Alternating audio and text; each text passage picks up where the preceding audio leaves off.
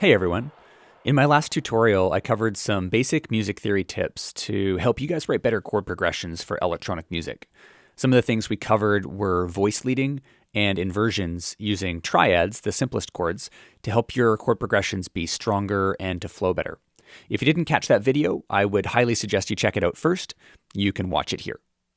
In this video, we're going to add another music theory weapon to your arsenal, sus chords. So let's take a look at where we left off in the last vid. So last time we created some voice leading using common notes. Our original chord progression, if you look at it here, had no linking notes between the triads. So we used voice leading by switching out the chords to create a common note in the progression. And then we used chord inversions to get that common note into the same positions in the chords, which really helped those chord progressions to flow better. But where we wound up at the end of the tutorial, we had a problem, which was right here, this last chord, the inverted G major chord, didn't link back into the F major chord at the beginning of the chord progression. And this chord progression is designed to loop. So although we'd created these nice linking notes in the other chords, we were missing this one at the end of the chord progression. So that's what we're going to look at today. What I'm going to do here is take this MIDI clip and I'm going to multiply its length by double. So I'm going to take it up to 8 bars long. And what that's going to allow me to do is to actually take this chord progression and just duplicate it. Because when you're looking at that as just a single MIDI clip, if you're looking at it like this, you can't really visually see that there's no linking note. And so it's easy to overlook that. And so if we take it and we double the MIDI clip, and then we can look at the transition from the end of the chord progression to the beginning of the next chord progression, we can very clearly see there's no linking note. So it's a much better way to catch these little mistakes. So what we have here is a G major triad going into an F major triad.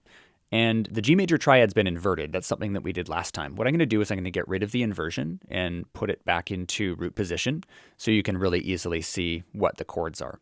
So the G major chord is the second chord, or the 2 chord, and the F major chord is the first chord, the 1 chord. And you can see, because they're adjacent to each other, there's no common or linking notes. Now, what a sus chord does is it takes the middle voice in the chord, the 3, so we have a 1, 3, and a 5, and it takes the middle of the chord and suspends it. That's where the term sus comes from. And you can suspend it up to the 4, or you can suspend it down to the 2. And you can see either way, that actually creates a linking note.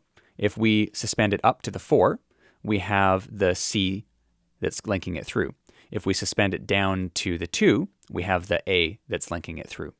So those are actually 2 different types of sus chords. If we have the 3 being suspended down to the 2, it's called a sus2 chord, and the chord symbol is simply sus2.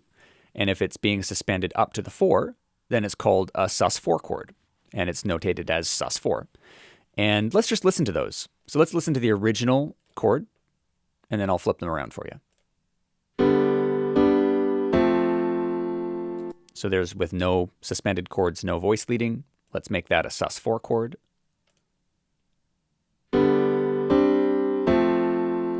Sounds a lot stronger because you have the G linking the first 2, and then you have the C linking these next ones. Now let's make that a sus2, and let's see how that sounds.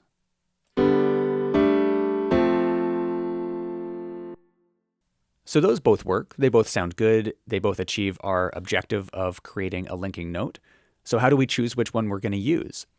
So let's remember one of the tips from the previous tutorial, which was putting the linking note in the same position in the chord. So you can see here the A is in the middle, and in the next chord, the A is also in the middle. So that looks like a strong option. But remember, we can also invert sus chords. So this is an option. We could do this. Or another option would be to use the sus4 chord with the C. But because the C is on top, now we can invert the sus chord. So we have this. We have the G is linking in the middle of the chord. And then we have the C is linking to the top of the chord. So this theoretically is going to sound even stronger. So let's compare and contrast between the two.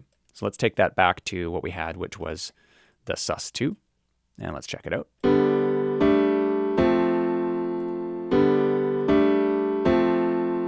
Now let's make it an inverted sus4.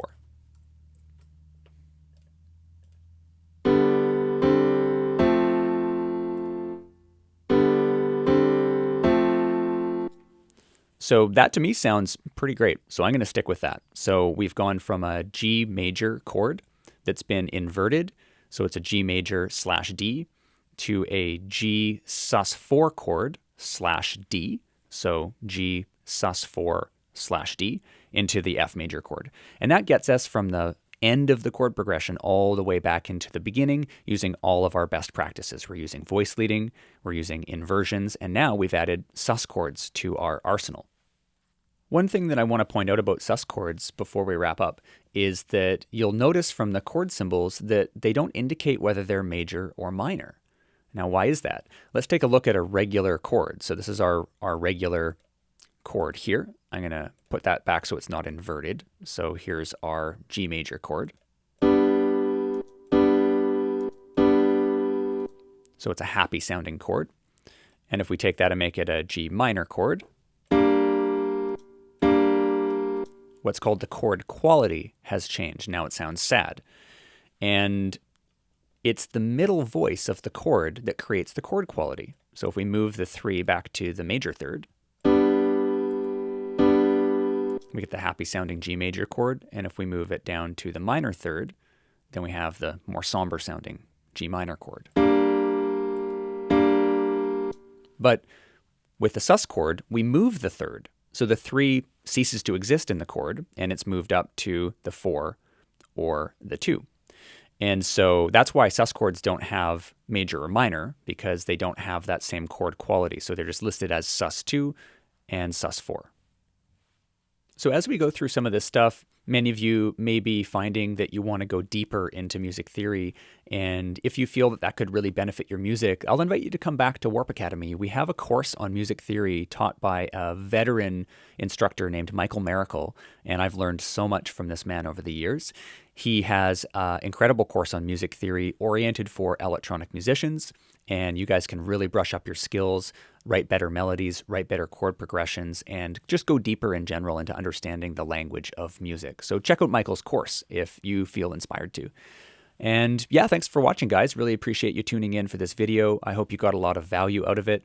Please like the video and don't forget to subscribe to the channel to stay frosty on all of our updates. And I hope you guys are able to put this stuff into action with your music. I wish you all the best, and I hope you feel inspired and creative with your tunes.